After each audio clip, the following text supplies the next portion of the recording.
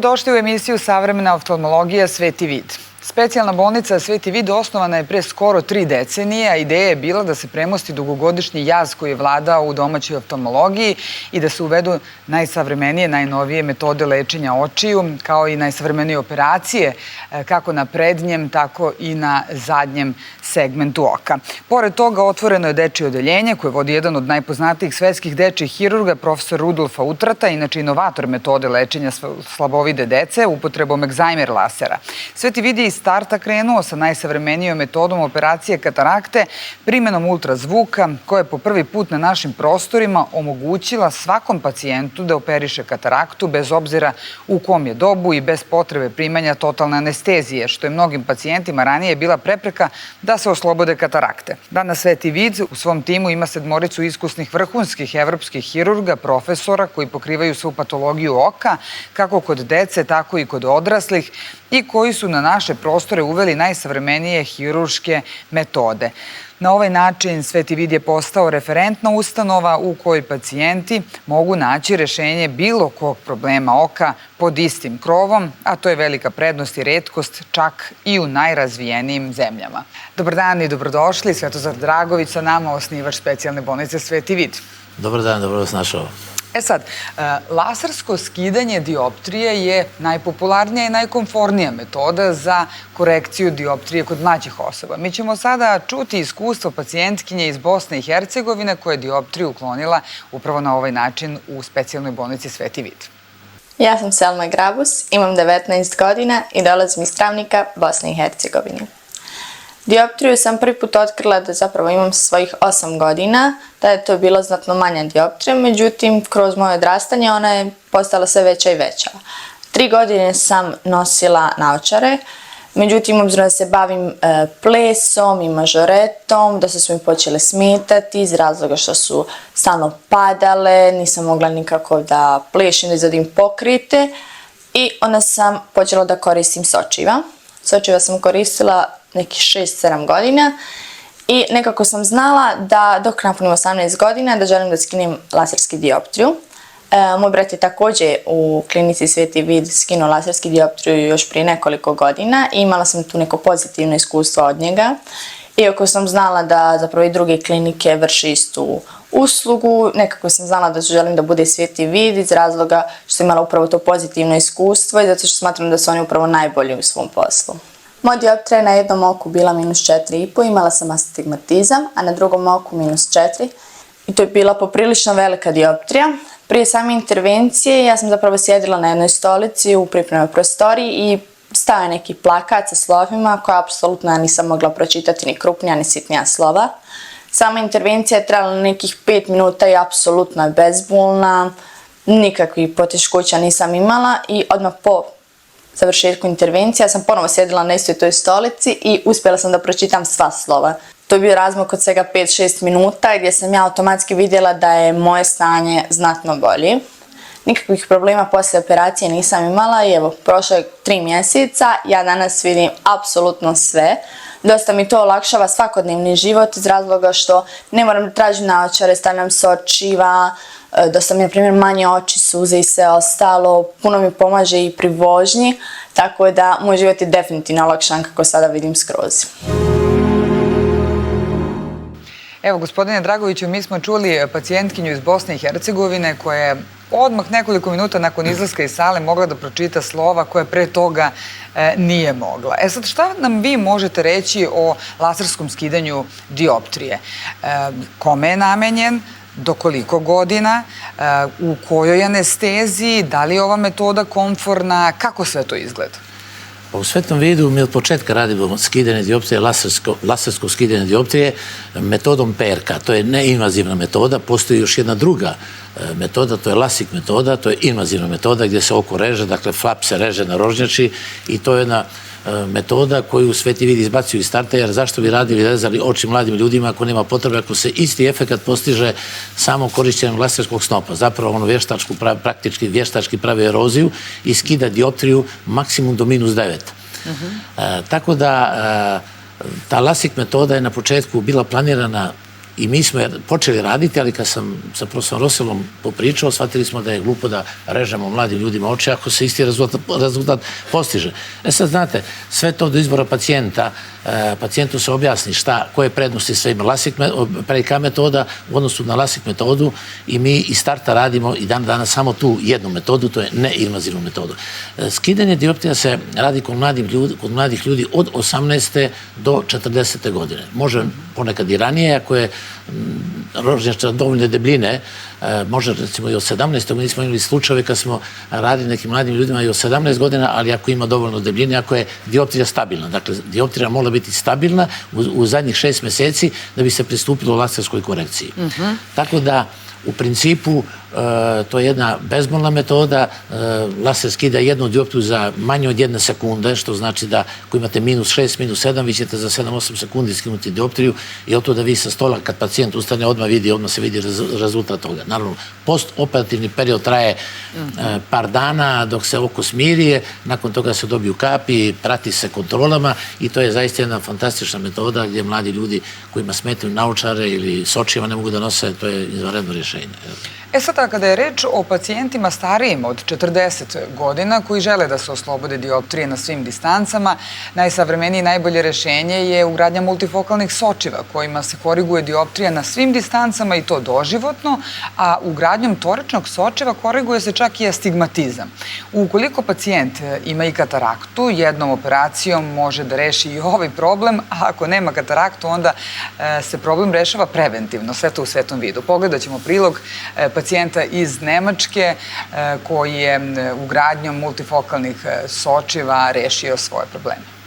Dobar dan, moje ime je Stanisić Markus, dolazim iz inostranstva, iz Nemačke, pa sam čuo od dobrih prijatelja za ovu bolnicu, specijalnu bolnicu Sveti Vid, pa sam se odlučio da se informišem, da dođem na pregled ovamo i da vidim jel se može šta da se meni pomogne što se tiče mojih dioptrije. Imao sam veliku dioptriju, pogotovo na levome oku, tu blizu plus 7,0 dioptrije, a na desnome preko plus 3,0 dioptrije. Sa cilindrima. Već sam primijetio da ću dobiti problem i na poslu, pošto radim u autoindustrijskoj fabrici i tamo sam na kontroli, moje radno mesto, isto moram tamo da kontroliram delove i tako dalje, sitne delove, isto puno sam na računaru, pa sam razmišljao da dođem ovdje u ovu specijalnu bolnicu i da vidim jel ima za mene pomoć. Ja sam se raspitivao, imao sam i dobru jednu prijateljicu, ona je to još uradila prije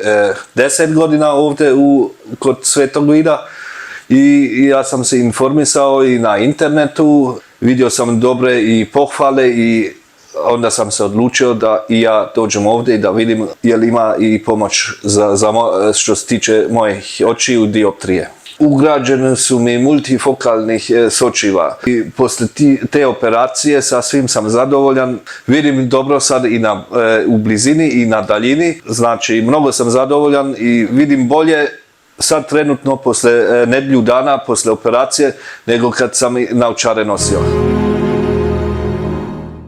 Evo, čuli smo ovu priču. Gospodine Dragoviću, možete li nam reći ko su sve kandidati za ugradnju multifokalnih sočiva i kako izgleda ova procedura kod vas?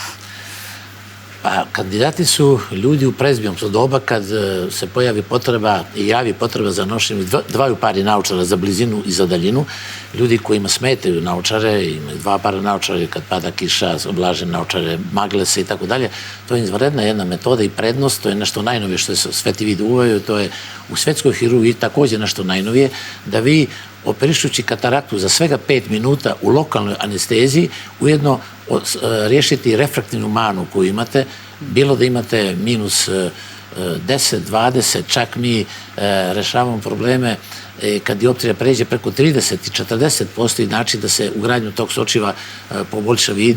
Imali smo takvi slučajeva, to je ako je pacijent u mladosti zapostavio i nije riješio problem na vrijeme i kad rapidno dioptrija raste, a ne preduzme se ono što treba da se preduzme, a to je obavezno jedna intervencija koja se zove skleroplastika, kojom se jedino može zaustaviti brzi rast dioptrije.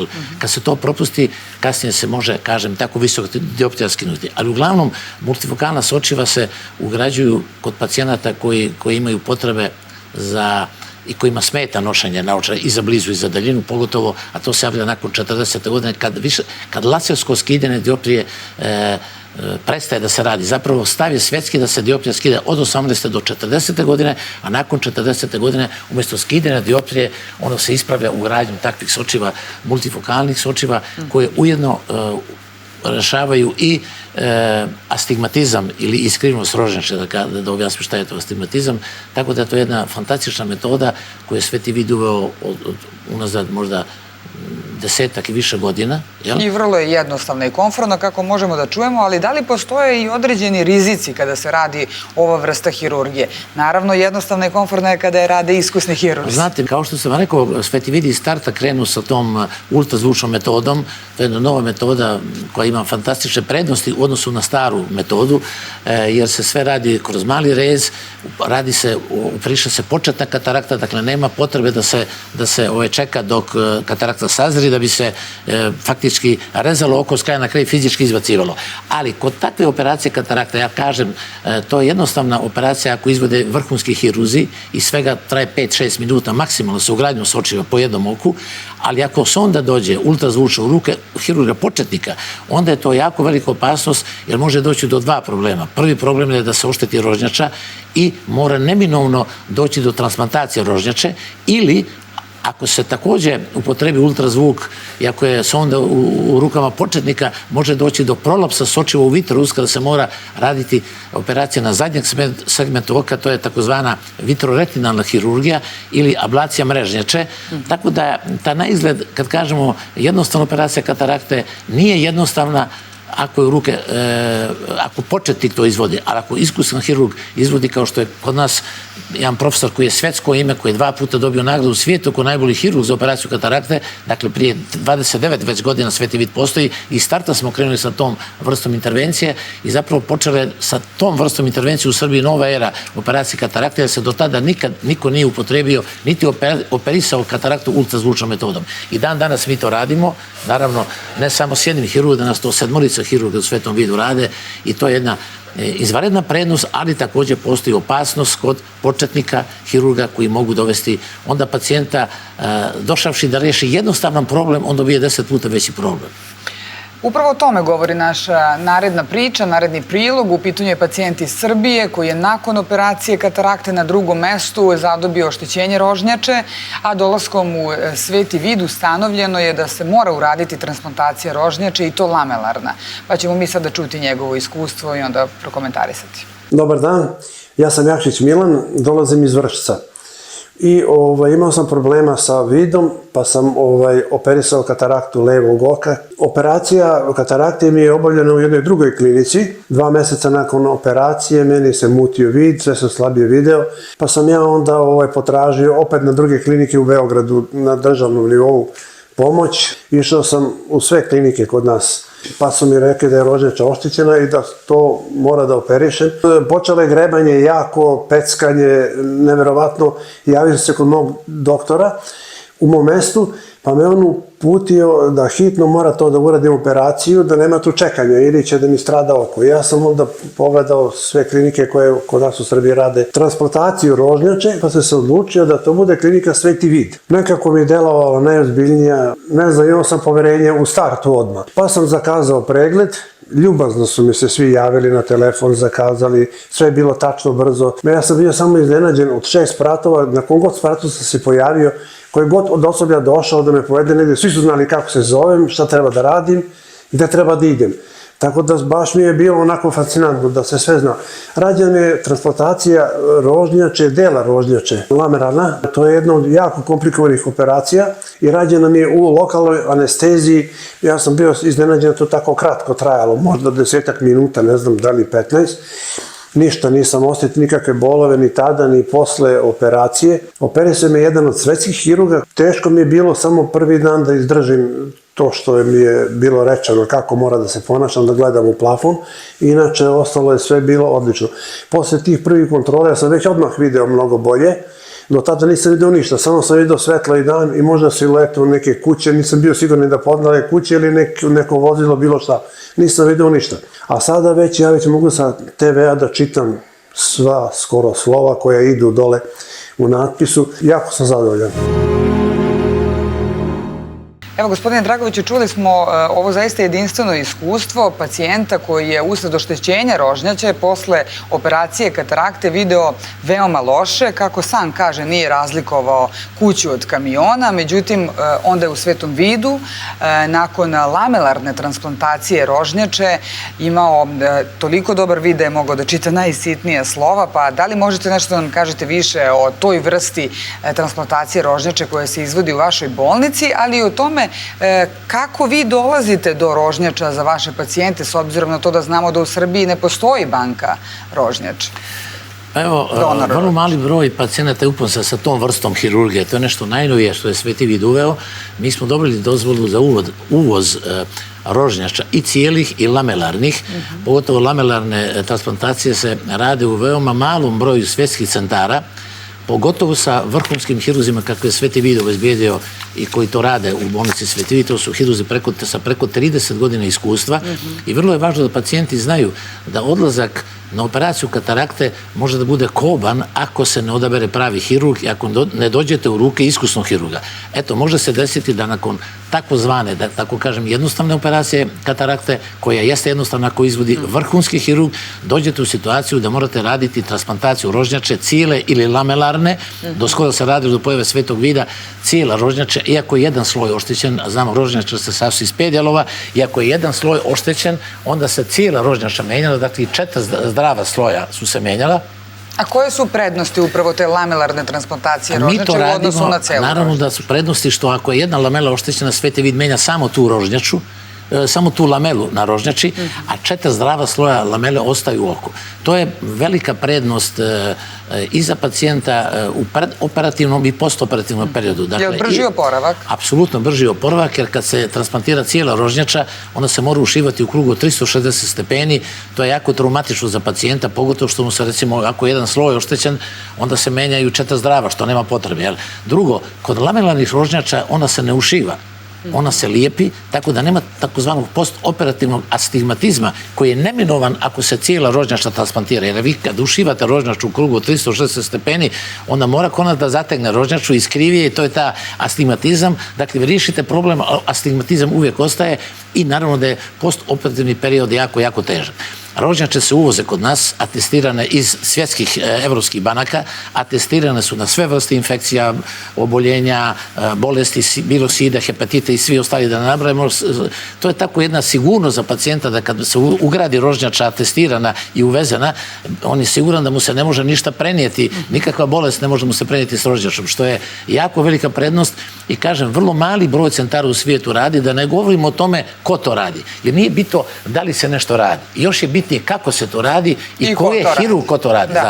A u slučaju da pacijent ima keratokonus, kako se to oboljenje kod vas leči i koliko je važno da se ono otkrije na vreme? A znate, mi uvijek svim manje više pacijentima savjetujemo kad dođu prvi put da odrade svu dijagnostiku, jer odrađujući svu dijagnostiku vi na kraju dobijete pravi rezultat i uvid u stanje vaših očiju. Keratokonus se jedino može otkriti tako, dijagnostičkom procedurom, a to je zapravo ispupčenost rožnjače. Ako se to na vrijeme ne riješi s jednom posebnom procedurom koja se zove corneal cross-linking, da se učvrsti rožnjača, da se ne bi dalje, da tako kažem, da ne bi taj konus nastao još veći. Ako dođe do toga, onda mora da se radi transplantacija rožnjače također i neminovno da se mora raditi transplantacija. Zato je vrlo važno da raditi dijagnostiku svakom pacijentu, da se na vrijeme to otkrije i možda da se spriječi da ne dođe do transplantacije rožnjače koja je jedna od najzahtjevnijih i najkomplikovanijih intervencija na oku.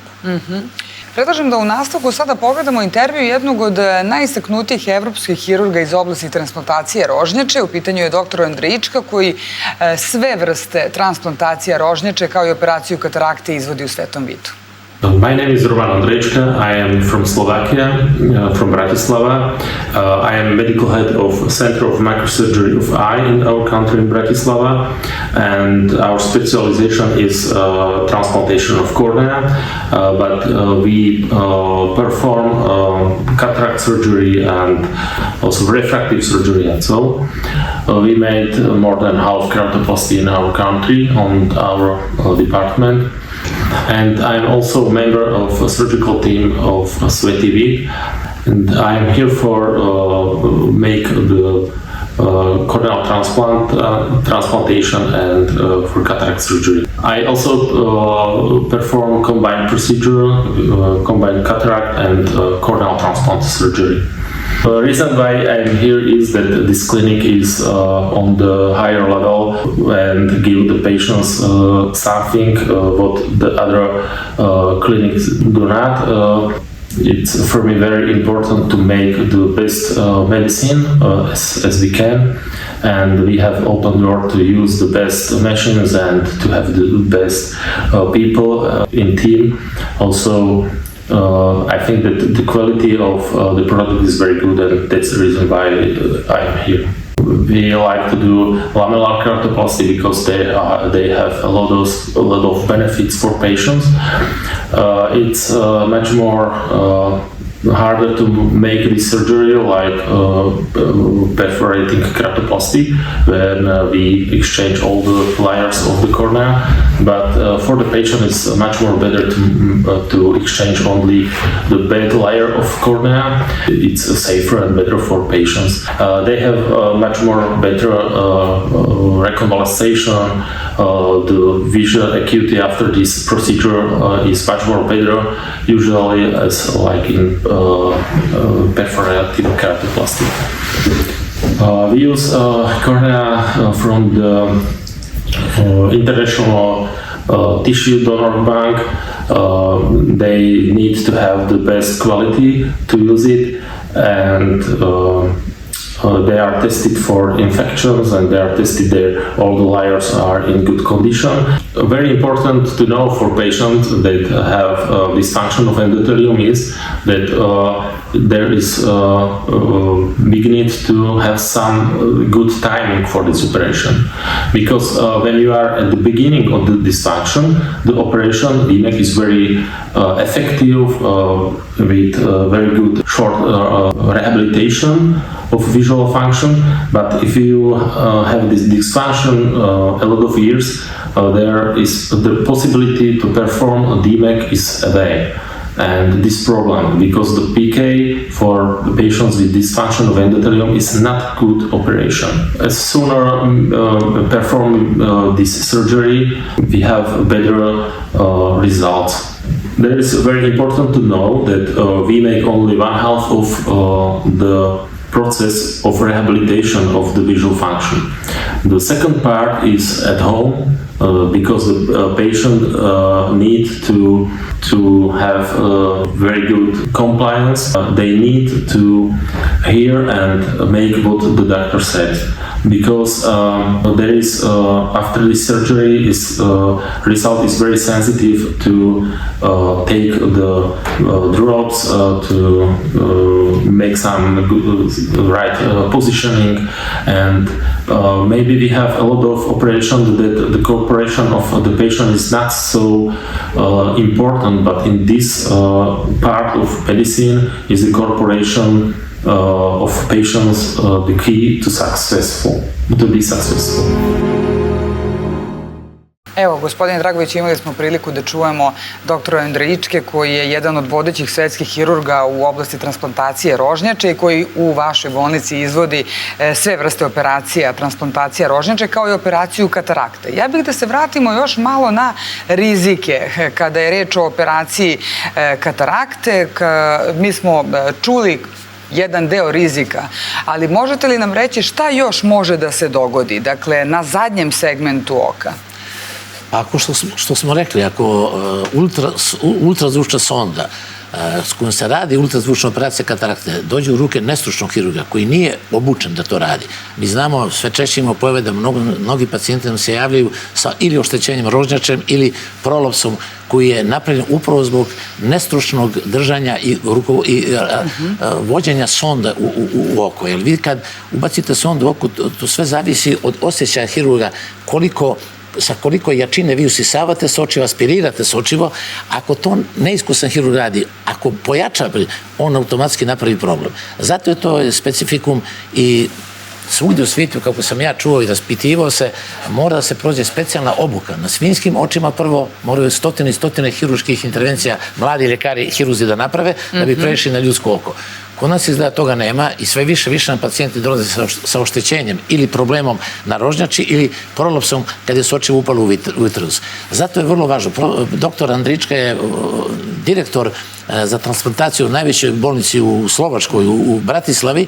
On je jedan vrstan hirurg, fantastičan, koji u istom aktu radi i operaciju katarakte i transplantaciju lamelarne rožnjače sa svega 35 do 40 minuta, a vi znamo da je ranije transplantacija cijela rožnjače trajala po 5-6 sati i ušivala se u krugu od 360 stepeni. Ovdje zajedno sa operacijom katarakte traje maksimalno 40 minuta, nema ušivanja, ona se lijepi i postoperativni i preoperativni postupak i tretman kod pacijenta je daleko lakši nego što je bio ranije. Tako da je to jedan skok od 7 milja i veoma mali broj radi to očnih bolnica u svijetu, a pogotovo imati takve hirurge za koje ste sigurni da će to da izvedu i da su magistralni, to nijedna bolnica, ja tvrdim, u Evropi nema, da pod istim krovovima sad su vrhunskih hirurga koji sve mogu da odrade na oko bilo kod malih beba ili odraslih osoba i to pokrivaju sve što se može u hirurgiji oka raditi, što je izvanredna prednost i danas, za razliku od ranije, kad su svi naši pacijenti išli po Evropi da rešavaju svoje probleme komplikovane,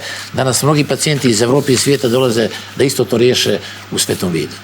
Evo, nadam se da je današnja emisija bila vrlo korisna za naše gledalce. Hvala vam još jednom. Hvala i vama na pažnji. Podsjetit ćemo na kraju da se specijalna bolnica Sveti Vid nalazi samo na jednoj adresi u Beogradu, u Dobračinoj 27 na Dorćolu. Pratite nas i dalje. Prijetno!